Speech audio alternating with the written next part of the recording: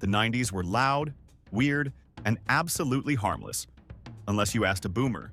Then every song, snack, gadget, haircut, and hobby was a flashing red warning about the downfall of society.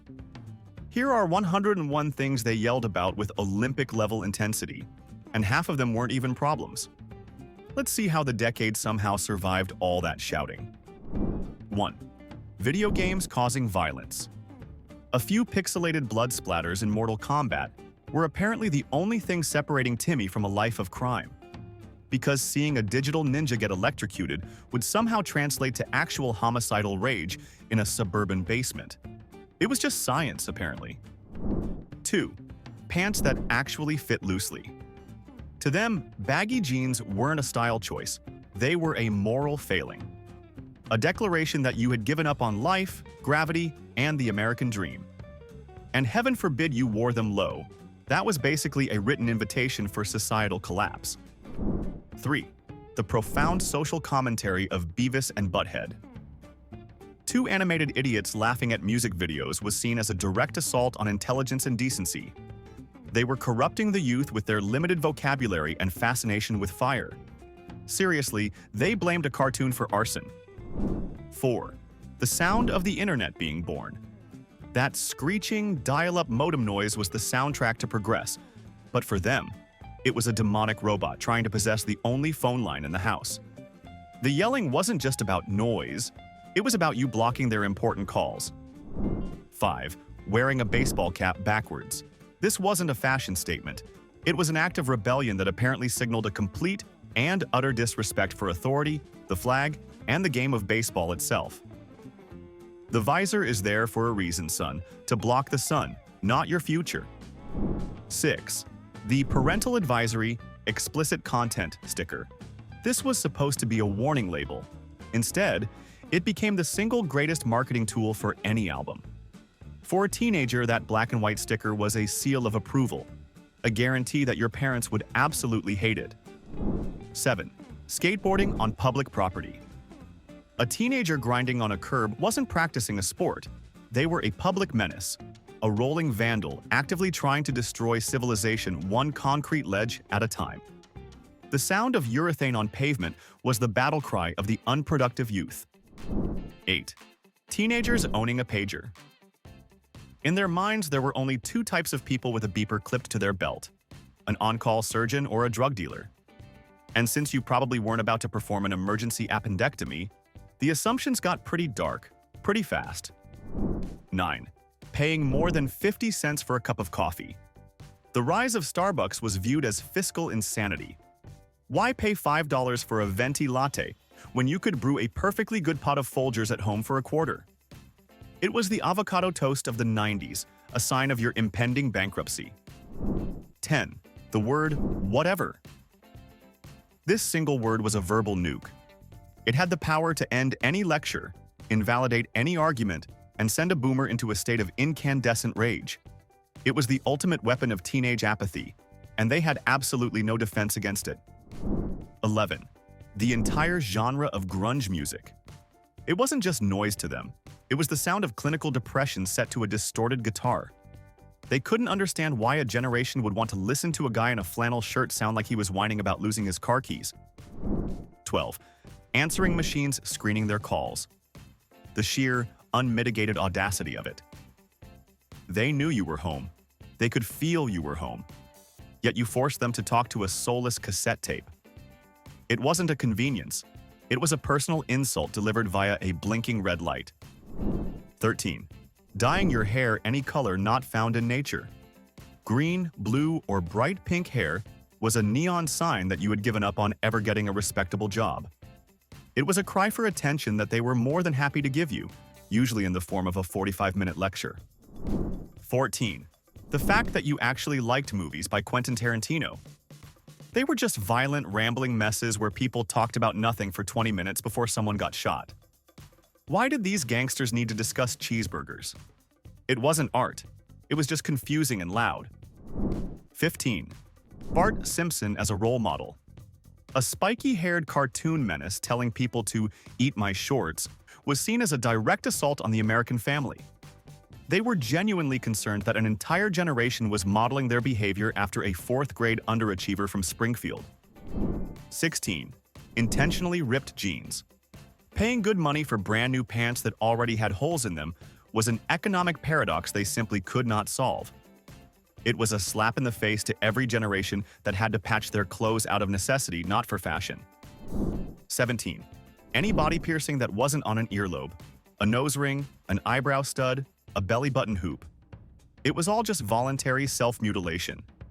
They were convinced you'd be permanently unemployable and would inevitably regret turning your face into a human pincushion. 18. The concept of slacker culture. The idea that being aimless, ironic, and unmotivated could be a legitimate lifestyle choice was deeply offensive to their work ethic. It wasn't a generational mood, it was just peak laziness disguised as a philosophy. Why get a job when you can just be sarcastic? 19. Caller ID. You'd think they would love this, but you'd be wrong. Before, they could assume you just weren't home. Now, that little screen confirmed their worst fear. You were there, you saw their name, and you deliberately chose to ignore them. It turned avoidance into a calculated act of war. 20. The very existence of rap music. To their ears, it was just someone talking very fast and very angrily over a stolen drum beat. They couldn't understand it. They thought it was all about violence, and they were certain that one listen would make you want to go out and disrespect authority. 21. Buying bottled water. This was, to them, the single dumbest transaction a human could make. You were paying $1 for something that was practically free from a faucet in your own kitchen. It was the ultimate symbol of a generation that had more money than sense. 22. Rollerblades. Suddenly, the sidewalks were no longer safe for walking. They were now chaotic highways for wobbly adults in neon shorts and massive helmets. The rhythmic clack, clack, clack of the wheels on pavement was the soundtrack to their rising blood pressure. 23. MTV's The Real World. They could not wrap their heads around a TV show where the entire premise was watching a bunch of young people do absolutely nothing. It wasn't a social experiment, it was a televised tribute to unemployment and bad life choices. 24. That chain you had connecting your wallet to your pants. What exactly were you so afraid of? Did you think a pickpocket was lurking behind every corner? It looked ridiculous, made a constant jingling noise, and implied you were living a far more dangerous life than you actually were. 25. Referring to the internet as the information superhighway. They took the term literally and couldn't understand why you'd spend 3 hours on it, just to end up in a chat room arguing about which Star Trek captain was the best. It was less of a highway and more of a cul-de-sac of weirdos. 26. JNCO jeans. Each pant leg was a certified trip hazard and a textile eclipse blocking out the sun. These weren't just pants.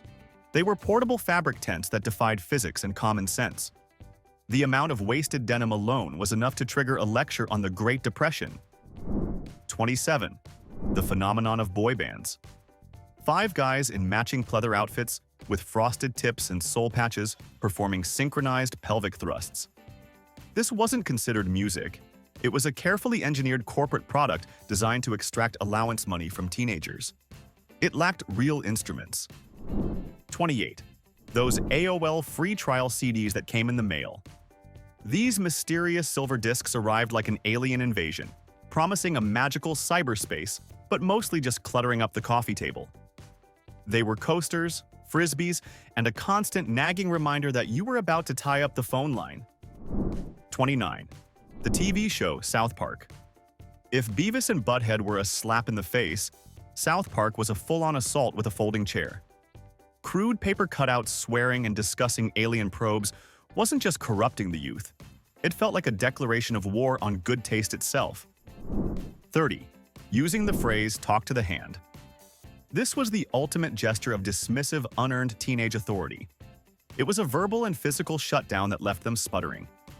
Was verbal communication now completely obsolete? Had we devolved into a society of dismissive hand gestures? 31. Surge soda. That radioactive green liquid wasn't just a soft drink. It was a can of weaponized sugar and caffeine. It was a parental nightmare sold at every convenience store, promising to turn any reasonably calm child into a being of pure, vibrating chaos for the next 4 hours. 32. The entire goth subculture. Dressing entirely in black, listening to depressing music, and looking generally miserable was a choice that baffled them. It was a fashion statement that screamed, "I am purposefully rejecting joy," which was a direct insult to the nice, sensible polo shirt they bought you. 33. Blockbuster late fees. That $5 charge for forgetting to return Mrs. Doubtfire was treated like a federal offense. It wasn't about the money. It was a symptom of your generation's irresponsibility. This resulted in a household trial where you were always found guilty. 34. Chat room acronyms. BRB, LOL, ASL. This was a secret code, a form of digital hieroglyphics designed to exclude them from the conversation. To them, it looked like you were having a seizure on the keyboard, not communicating with a potential weirdo in another state. 35. The cultural reset that was the Macarena. A dance that consisted of a few simple hand movements repeated into infinity, usually at a wedding or school dance. The sonic and physical embodiment of a cultural brainworm they could never ever escape. They hated it, but they all knew the moves. 36. The Spice Girls brand of girl power. A vaguely defined slogan shouted by 5 women in platform shoes just didn't compute with their version of feminism. Was this a genuine social movement, or just a brilliant marketing campaign to sell dolls and Pepsi to preteens? 37. Tamagotchi. The constant, desperate beeping from a tiny egg-shaped keychain was the cause of endless family drama. You were letting real-world responsibilities slide to feed a digital chicken nugget, a clear sign that your priorities had gone completely off the rails. 38. Paying for things with a check at the grocery store. This wasn't their yelling, but them yelling at everyone else in line behind you. The 10-minute ritual of finding the checkbook, locating a pen, writing it out, and logging it in the register, while your ice cream melted into a sad puddle. 39. Playing video games on a school night. This was a cardinal sin.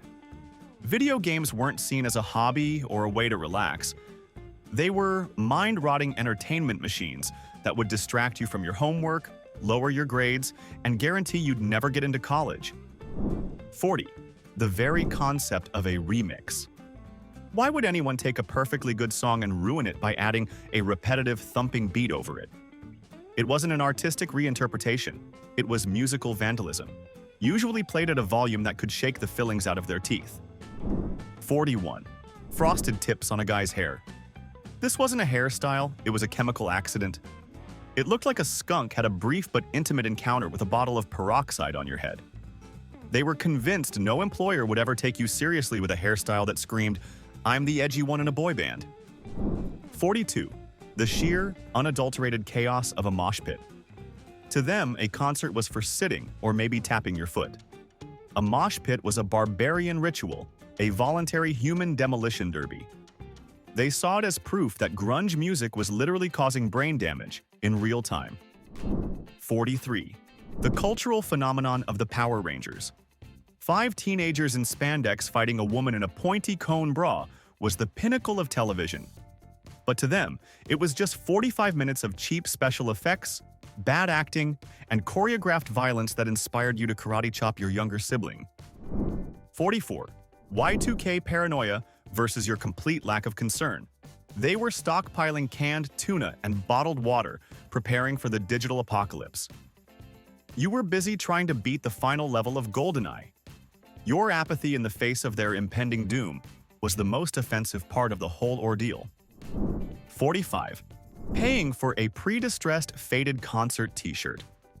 The irony was completely lost on them. You were spending $40 to look like you had owned this Pink Floyd shirt since 1978? Why would you pay a premium for something that was designed to look old and worn out from the start? 46. The confusing existence of magic eye posters. They would stand there for 10 minutes, staring cross-eyed at a chaotic pattern of colors, while you insisted there was a 3D dolphin hidden in there. They never saw the dolphin. They just got a headache and were convinced it was a nationwide prank. 47. Getting your movie recommendations from Siskel and Ebert. These two guys arguing on television held the power to make or break a film. Their 2 thumbs up was a seal of quality. But if they gave your favorite movie a thumbs down, it was proof you had no taste and were a cultural simpleton. 48. The entire concept of a rave.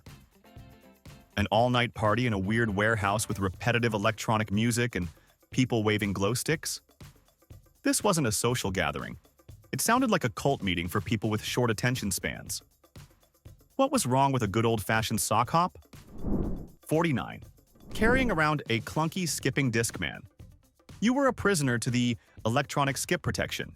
The slightest jog or bump would send your music into a stuttering nightmare. They just saw a ridiculous device that made you antisocial and confirmed that cassettes were, in fact, the superior technology. 50. The belief that your dial-up modem could somehow catch a virus through the phone line. They treated the internet like a communicable disease. They were genuinely concerned that downloading a picture of a car would somehow infect their telephone and lead to exorbitant long-distance charges from Nigeria. 51. The TV show Jackass being considered entertainment. Watching a group of guys staple things to themselves and run through traffic in a gorilla suit wasn't comedy. It was a highlight reel of bad decisions and future hospital visits. Were there no more writers left in Hollywood? 52. Those inflatable chairs that were constantly losing air. You thought you were living in the future, lounging on a throne of see-through plastic. They just saw a glorified pool toy that was one sharp object away from becoming a sad vinyl puddle on the carpet. And they always had a slow leak. 53. Using the phrase, "as if," with the accompanying hand gesture. This was the ultimate Valley Girl dismissal, popularized by the movie Clueless. It was a verbal eye roll that had the power to instantly invalidate their very serious lecture about your future. 54. The X Games. Why watch a perfectly good sport like baseball when you could watch someone on a skateboard try to fly and then crash into a metal ramp? It wasn't a sport. It was a celebration of near-death experiences, sponsored by a soda company that was probably fueling the bad decisions. 55. Chain restaurants like the Olive Garden being the peak of fine dining. Going out for unlimited breadsticks and pasta that came out of a giant bag was the height of sophistication for a teenager. They just saw it as a fake Italian theme park serving mediocre food you could have made at home. 56. Furbies. It was a pet that was half owl, half hamster, and fully possessed. The fact that it could learn English was not a technological marvel. It was a clear sign that a demonic entity had taken up residence in your closet. The random, middle-of-the-night "me love you" was enough to cause a full-blown family exorcism. 57. Pogs. Your entire childhood net worth was tied up in a stack of circular cardboard discs. This wasn't a game to them, it was a confusing, pointless form of juvenile gambling. They were utterly baffled by the economics of a slammer and convinced it was all a get-rich-quick scheme for cardboard manufacturers. 58. Leaving the protective plastic film on new electronics. You saw it as keeping your new stereo mint. They saw a sticky, bubbling piece of plastic that made the display impossible to read and collected fingerprints like a crime scene. It was a battle of preservation versus practicality, fought over a VCR. 59. The movie Clerks. A black and white film where guys with no ambition complain about their customers and talk about sci-fi movies. They couldn't understand why you found it hilarious. It wasn't a comedy. It was a documentary about everything they feared you would become. 60. Slap bracelets. 1 minute, it was a harmless fashion accessory. The next, it was declared a dangerous weapon by every school in America. Were teenagers really using these to wage coordinated gang warfare in the hallways? The moral panic over a self-rolling ruler was truly a sight to behold. 61. The Beanie Baby speculative bubble. Suddenly, a $5 plush toy named Garcia the Bear was a better investment than their 401k. They yelled at you not for buying them, but for taking the plastic tag protector off. This wasn't a toy, it was your college fund, and you were devaluing it with every cuddle. 62. The Nintendo 64 controller. They had finally wrapped their heads around a simple D-pad and 2 buttons. Then you handed them this 3-pronged alien spacecraft controller. It had a joystick, a D-pad, and a dozen buttons. It was an ergonomic nightmare designed to prove you were living in a different, more complicated universe. 63. Sun and Spray and Hair Lightener. The promise was beautiful, sun-kissed highlights. The reality was your hair turning a splotchy, unnatural shade of Cheeto orange. The resulting lecture was a potent mix of, "I told you so," and "we're going to have to shave your head." 64. The phrase, "I'm so sure," delivered with maximum sarcasm. This was a verbal dagger. It was a subtle, yet devastating way of saying, "The thing you just said is so profoundly stupid that I'm not even going to waste my energy arguing with it." It was a declaration of intellectual superiority they could not stand. 65. The massive hype surrounding the Windows 95 launch. People were lining up at midnight to buy computer software. To them, this was insanity. A computer was a tool for typing letters, not a rock star. The fact that it now had a start button wasn't a revolution. It was just a button. 66. Zima.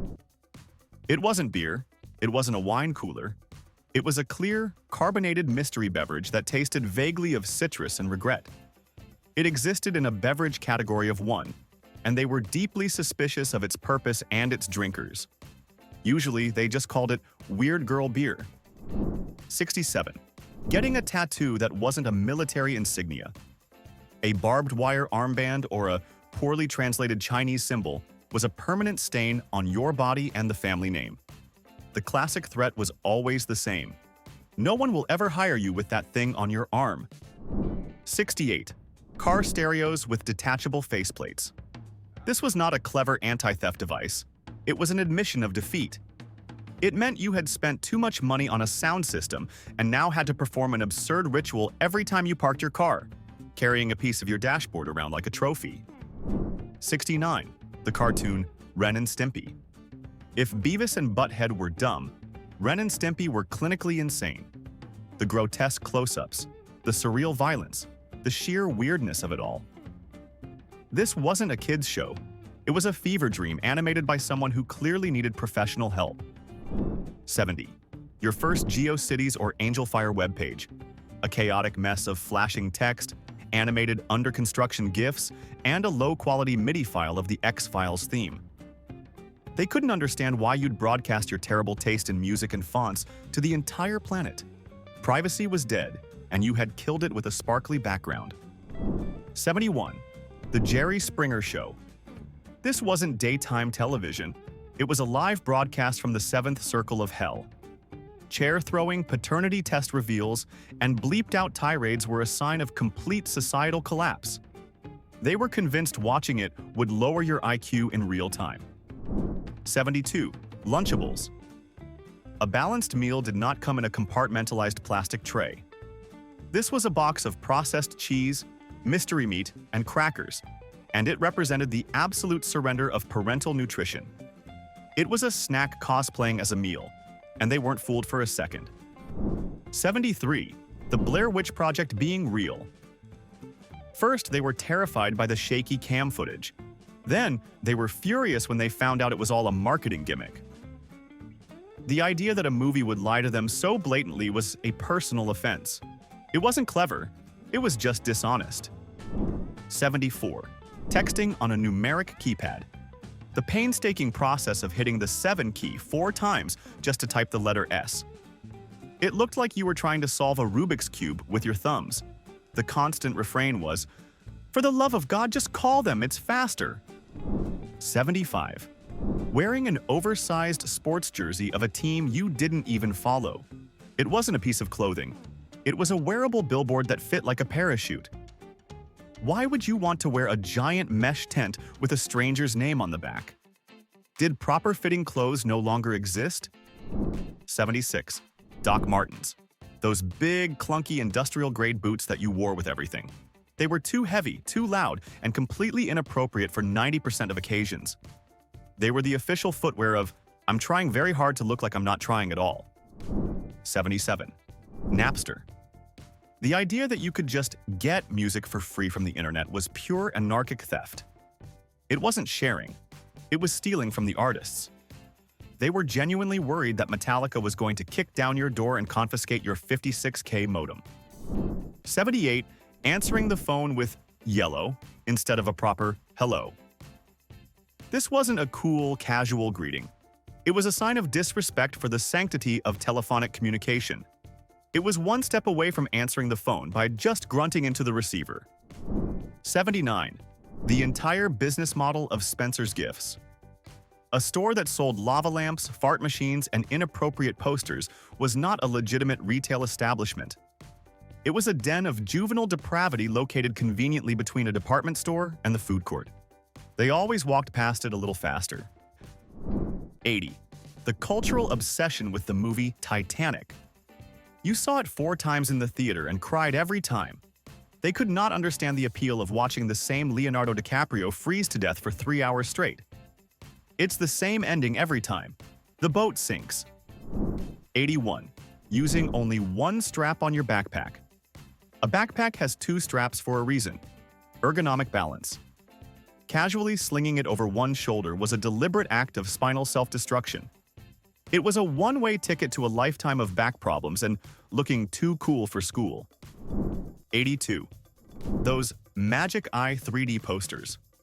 You'd swear you could see a majestic sailboat, but all they saw was a migraine-inducing visual mess. After 5 minutes of straining their eyes, they'd declare the whole thing a giant hoax designed to make them feel old. They never saw the sailboat. 83. The sheer volume of cheap body spray you used. You didn't apply a scent, you deployed a chemical fog. A single blast of cool water or Axe could render an entire floor of the house uninhabitable for hours. It was less of an aroma and more of a flammable personal statement. 84. Reading the last page of a book first. For them, this was a literary crime of the highest order. It was a complete betrayal of the narrative journey the author had created. It was like watching a murder mystery after the killer had already confessed. There was just no logic to it. 85. Marilyn Manson. He was the physical embodiment of every parental nightmare. The mismatched contact lenses, the corpse paint, the demonic album covers. He wasn't just a shock rocker. He was a walking, talking reason for them to ground you for life just for owning one of his CDs. 86. The third wave of ska music. It was a chaotic explosion of checkered vans, trombones, and frantic, jerky dancing. They couldn't classify it, they couldn't understand it, and the sheer upbeat energy of a dozen people playing horns at once seemed aggressive and deeply unnatural. 87. The entire Goosebumps book series. The neon slimy covers and titles like The Haunted Mask were a direct pipeline to nightmares according to them. They were convinced R.L. Stine was single-handedly responsible for your newfound fear of garden gnomes and talking dummies. 88. The VCR clock perpetually blinking 12 hues. It was a constant flashing monument to your technological incompetence. They bought the machine, but you were the one who was supposed to understand it. That rhythmic blinking was a personal insult they had to stare at for a decade. 89. Actually saying the word LOL out loud in a conversation. This was a crime against the English language. You had a perfectly good word, laugh, but instead, you chose to speak in the robotic language of the internet. It was the verbal equivalent of a dial-up modem screech. 90. The non-linear timeline of Pulp Fiction. They just wanted to watch a gangster movie. Instead, they got a story that was chopped up and rearranged. It wasn't artistic. It was a confusing mess that you had to pause every 20 minutes to explain. They still didn't get it. 91. Laser pointers. That tiny red dot held immense power to annoy every teacher, pet, and parent in a 50-foot radius. It wasn't a tool, it was a weapon of mass distraction, and they were convinced you were one click away from blinding a pilot and causing an international incident. 92. Disposable cameras. You were paying for the privilege of taking 27 blurry, terribly framed photos, only to pay again to find out that 19 of them were garbage. It was the peak of wastefulness. The suspense of waiting for the photos to be developed never justified the disappointing results. 93. The impossible economics of the TV show Friends. How did a chef and a waitress afford that colossal apartment in Greenwich Village? The show wasn't a fun sitcom to them.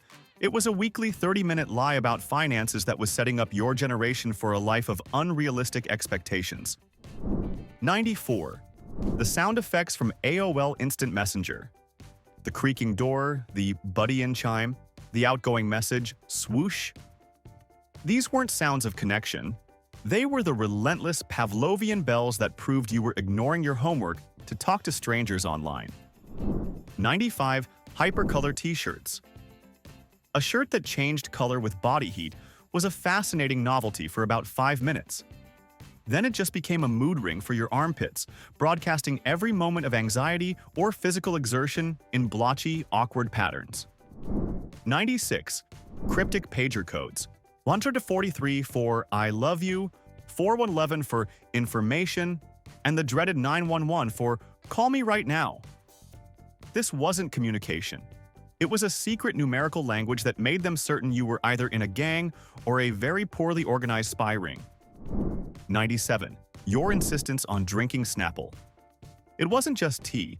It was a status symbol that came in a heavy glass bottle with a weird fact under the lid. They couldn't understand paying a premium for cold tea when a bag of Lipton cost 10 cents and hot water was free. 98. The phrase, "my bad." This was not an apology. This was a flippant, two-word dismissal of responsibility. It lacked the shame and gravity of a proper "I'm sorry." It was the verbal equivalent of shrugging after you've just knocked over a priceless family heirloom. 99. The movie Forrest Gump winning Best Picture. They loved it. You and your friends thought it was cheesy boomer bait. Your cynicism towards this heartwarming tale of a simple man was seen as a flaw in your character. You were supposed to be inspired, not ironic. 100. Tying a flannel shirt around your waist. This was a profound sartorial paradox. Are you hot or are you cold? Just make a decision. It wasn't a fashion statement. It was a wearable symbol of your generation's inability to commit to a single temperature. 101. That no matter what they were yelling about, you were only half listening because you had your Walkman headphones on. The ultimate act of passive defiance. They could be lecturing you about the coming apocalypse, but all you could hear was the muffled sound of Alanis Morissette. You just relived 101 things boomers were convinced would destroy civilization, and none of them even cracked the top 10 real problems of the decade. Now your turn. What's the one thing they yelled about that still makes you roll your eyes today? Drop it below and let's see which one triggers a flashback. If this chaos felt a little too familiar, pay your nostalgia tax with a like and a subscribe.